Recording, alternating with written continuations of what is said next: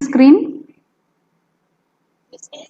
Okay, these are the options. Robert Hooke discovered cells in 1665. Leeuwenhoek discovered free living cells in pond water. Robert Brown discovered nucleus in 1831. Purkinje coined the term protoplasm.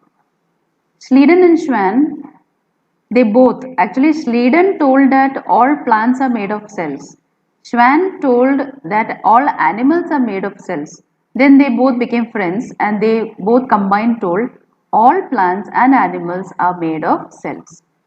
Later, Rudolf Virchow extended this theory. He added one more step to it. He said that all cells arise from pre-existing cells. So once you match that Robert Hooke in 1665 coined the word cell, he was using primitive microscope like this. But even if it is primitive, it had eyepiece lens, then objective lens and all. He found that in the cork he found cells that looks like honeycomb. Honeycomb means a part of beehive like that. And then he called it as cell. Cell means little rooms. It looks like room, no? That's why.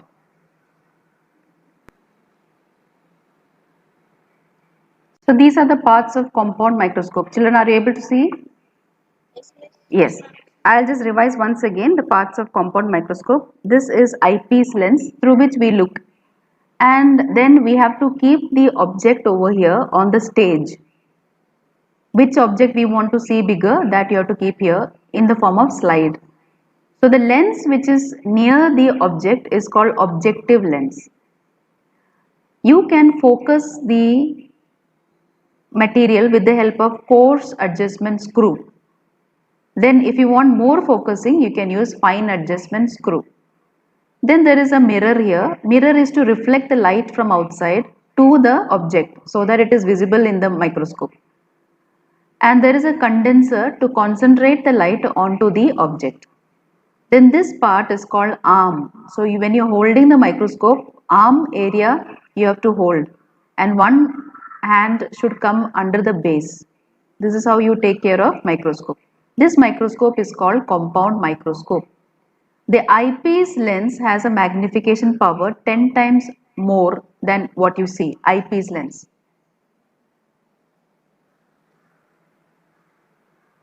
Shalini. And there is the lens over here which is called objective lens. Objective lens, 2-3 types are there.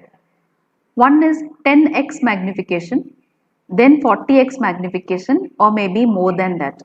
So after keeping the object at 10x magnification, when it is seen, you can rotate this. Rotate this, that is why it's called revolving nose piece. And you can bring it to 40x magnification lens. Then you will see the object more bigger. So that's about compound microscope.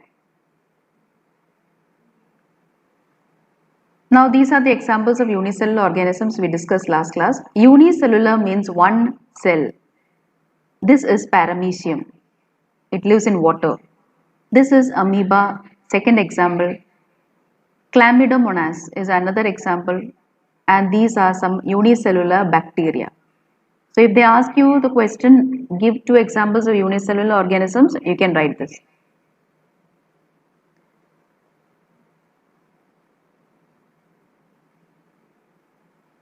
Now these are multicellular organisms, fungi, plants, animals. So first one is fungi. Well, mushroom is actually coming under kingdom fungi. That's why it comes under fungi. So mushroom is a fungi. Fungi, plants, animals are all multicellular, means they have so many cells, more than one cell present in their body. That's why they are multicellular. So remember these examples. Now these are the different kinds of cells present in our body. You should know how to label them. If this diagram is given to you, you should know how to label. Now if they ask, if they give this diagram, you should know how to write it as smooth muscle cell. Actually the smooth muscle cells are found in your soft organs like urinary bladder, or it is found in stomach. So stomach is so soft, no? There all smooth muscle cells will be present. What about the muscles who are attached to bones? Those muscles are called skeletal muscle. Okay.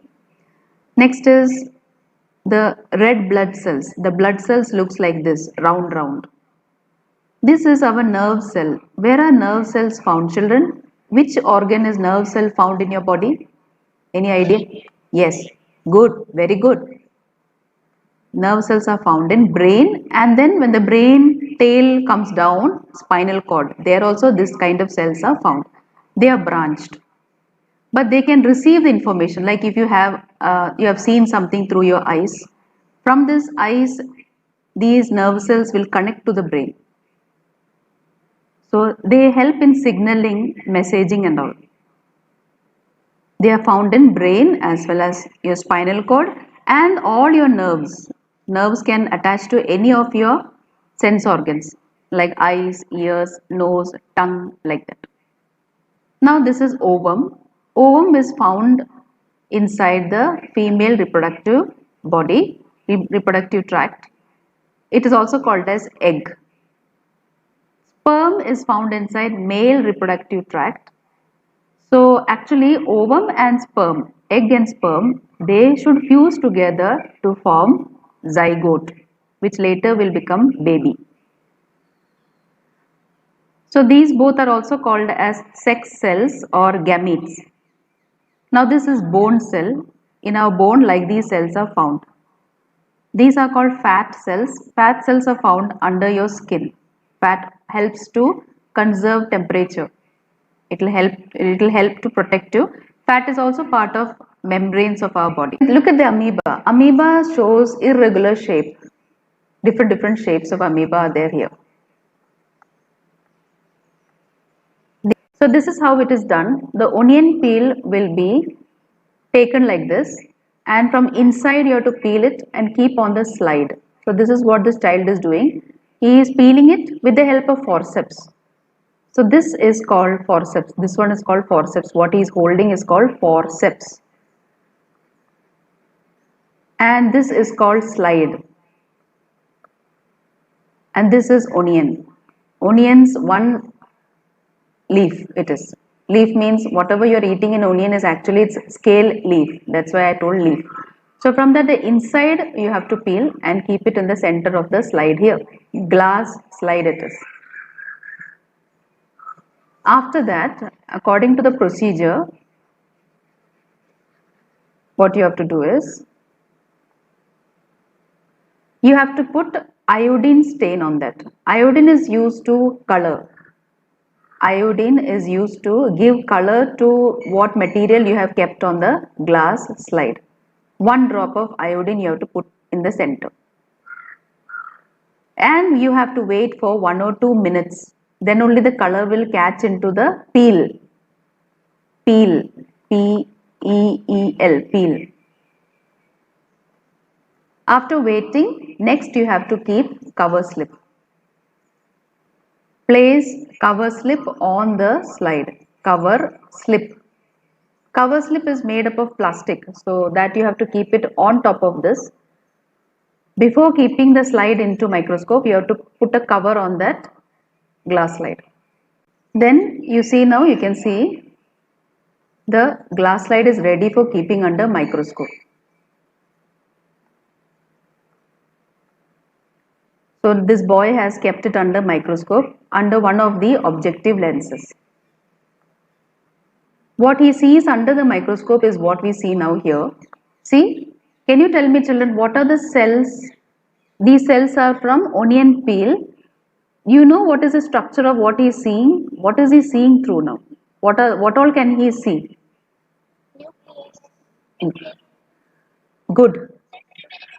Yes. Good. Yes. Yes. Since it is a plant cell, first he will see cell wall. Yes, this liquid is called cytoplasm. And that dark balls what you see, that is called nucleus. Nucleus. Nothing else is seen here. You know why nothing else is seen? Because what microscope he is using?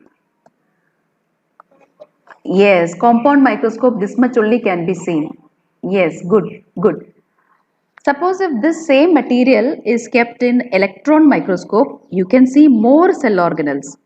Since it's a plant cell, you can see chloroplast, mitochondria, endoplasmic reticulum, Golgi body, like that. So many more organelles you can see inside this if you are keeping this under electron microscope. Now, he is Anton van Leeuwenhoek. He found free living organisms like this, like worm, in pond water. Robert Brown, who discovered nucleus. You can see nucleus is circled here. Who came up? He is Purkinje, who discovered protoplasm, which is the liquid portion inside the cell, that is called cytoplasm. The liquid portion inside the nucleus, actually it is called nucleoplasm. When you add these two together, cytoplasm plus what liquid is there in the nucleus, together it is called as protoplasm. So Purkinje told that protoplasm is present. Schleiden told that all plants are made of cells. Then his friend Schwann told all animals are made of cells. Then they gave a cell theory, that is all organisms are made up of cells. Later, Rudolf Virchow told all cells come from pre-existing cells. Plants are made of cells. Animals are made of cells. So you can see here, animals are made of cells. This is we know, we are also animal only. So our organs are all made of tissue. Tissues are made of cells like this. And leaf is also made of cells like this.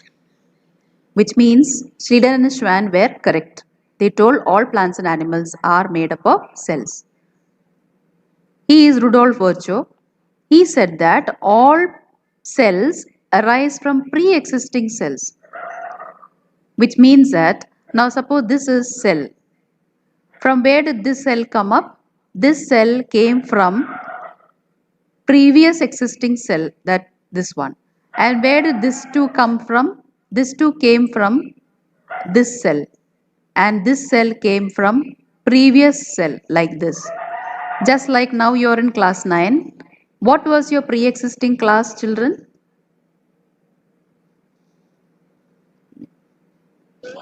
Yes, very good. Yes. So all class 9 students arise from pre-existing class 8. Got it? Just like that, you can tell this theory. Rudolf Virchow said that all cells come from pre-existing cells, before cells. That is the meaning of what Rudolf Virchow told. Now we have to combine all these three discoveries to make it known as cell theory. So if they ask you what is cell theory, you can write these 2 points. Whoever it is, Schleiden and Schwann told that plants and animals are made of cells. Rudolf Virchow told that all cells arise from pre-existing cells. These 2 points you have to write. See, this is electron microscope. See electron microscope? It is very big. It's very big, you know. So it is found in some of the universities and you have to keep material over here. They use cathode rays. Their mechanism is different from compound microscope. And what you see here, that is connected with the computer. In the computer you can see them bigger. So it can magnify around 1 million times actual size. Actual size what is there into 1 million times magnification power is there for electron microscope. So present scientists use this microscope, electron microscope. Now we'll come to the cell part. Every cell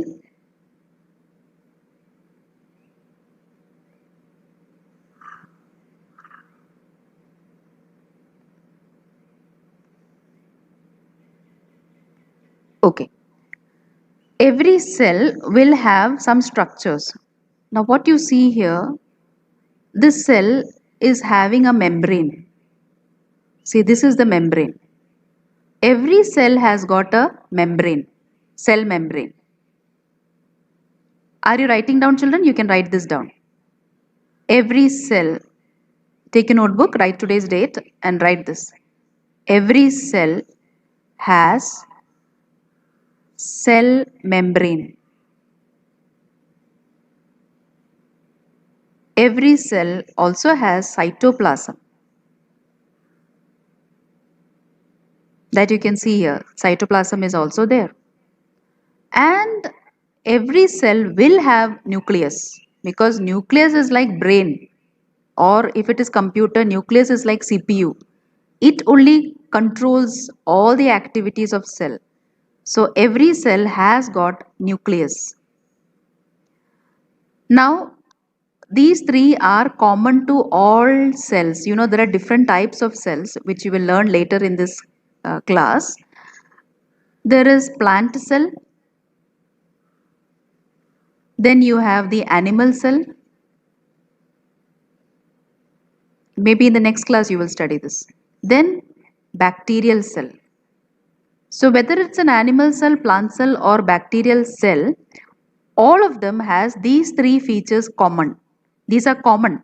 Every cell has cell membrane, cytoplasm, nucleus. Clear, children? This part is clear? Mm.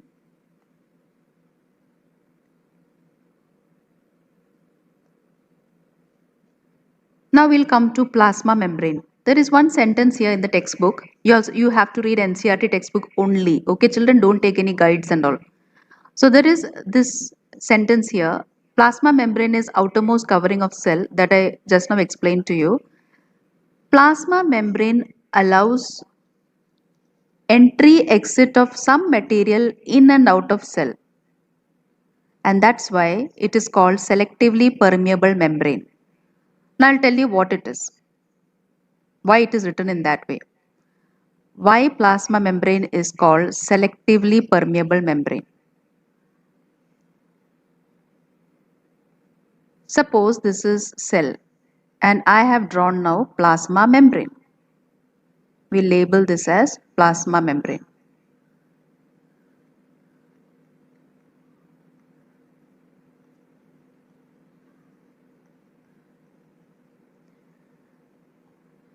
And there are some materials here outside the plasma membrane.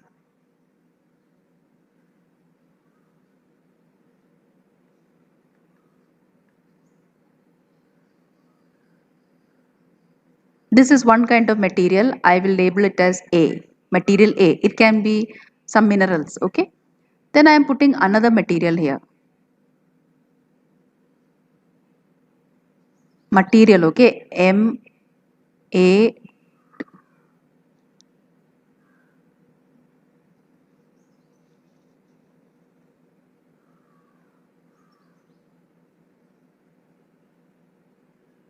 TERIAL. So I label this blue material as B. Now I am drawing a third material here. This is a material called C.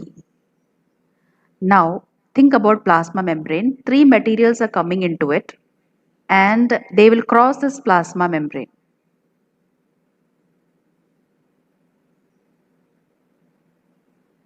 Okay, now you look and tell me which material could not come inside the cell? Which material could not cross? Yes, very good. That is the meaning of selectively permeable.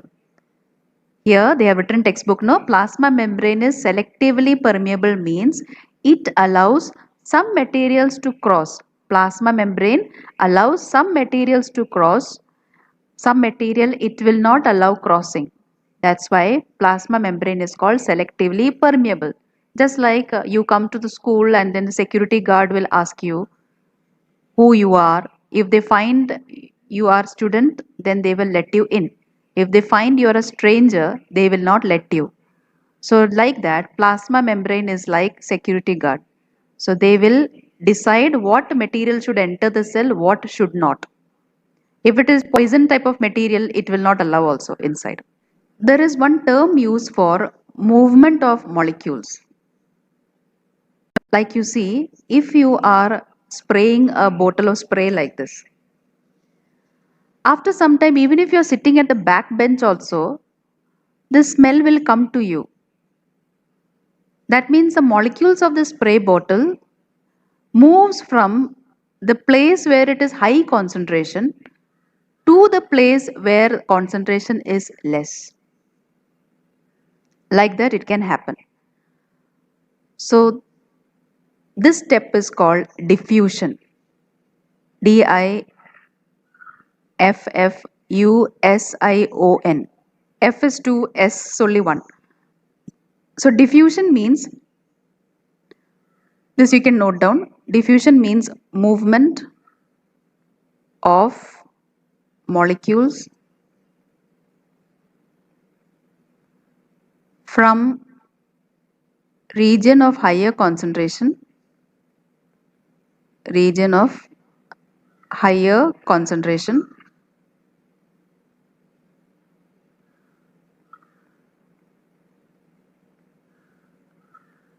to lower concentration. Lower means less concentration.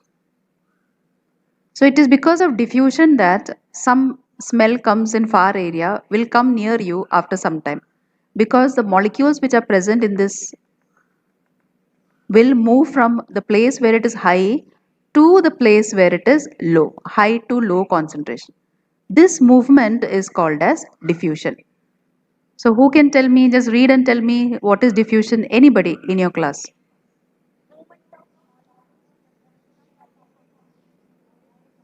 Very good. That is called diffusion. Hmm. Now, if the molecules are moving like that, gas molecules can also move like this. It is important for unicellular as well as multicellular animals. Now, we will take a look at the unicellular animals like amoeba.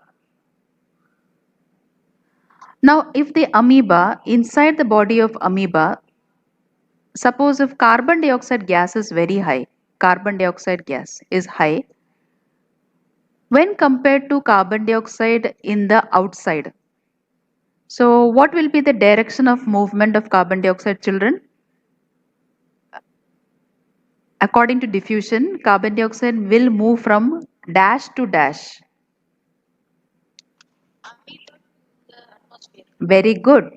Since amoeba lives inside water, we can say from amoeba, carbon dioxide will diffuse through the plasma membrane to the surrounding water, because carbon dioxide is high inside the cell. That's why.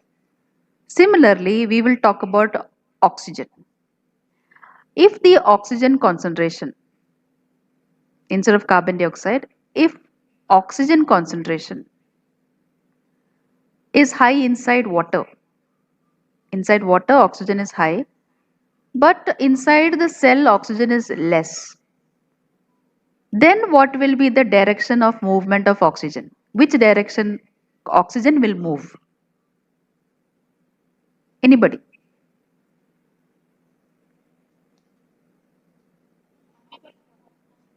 From water, we should say from water to, yes, good. From the water to the cell. So that is diffusion, okay? Diffusion means movement of molecules from higher concentration. So in this case, high concentration is found in the water. So movement of oxygen from higher concentration to low concentration. In this case, from water to cell. Previous case, carbon dioxide was high in the cells when compared to outside. So carbon dioxide moved from cell to outside. So this is how diffusion of oxygen or gases takes place. What does it help? It helps in gas exchange. Diffusion helps in gas exchange. So that is what is written in your textbook. Some substance like carbon dioxide, it is cellular waste. It requires to be excreted out by the cell. It accumulates in high concentration inside cell. The concentration of carbon dioxide is low outside as compared to inside. So as soon as there is a difference of concentration of carbon dioxide inside and outside, carbon dioxide move out of the cell. Carbon dioxide was high here, no? From here, carbon dioxide moved out of the cell. Now similarly, oxygen enters a cell by process of diffusion when the level of concentration of oxygen inside the cell decrease. Now here inside the cell concentration is less. So oxygen from out will get inside the cell. So this is called diffusion.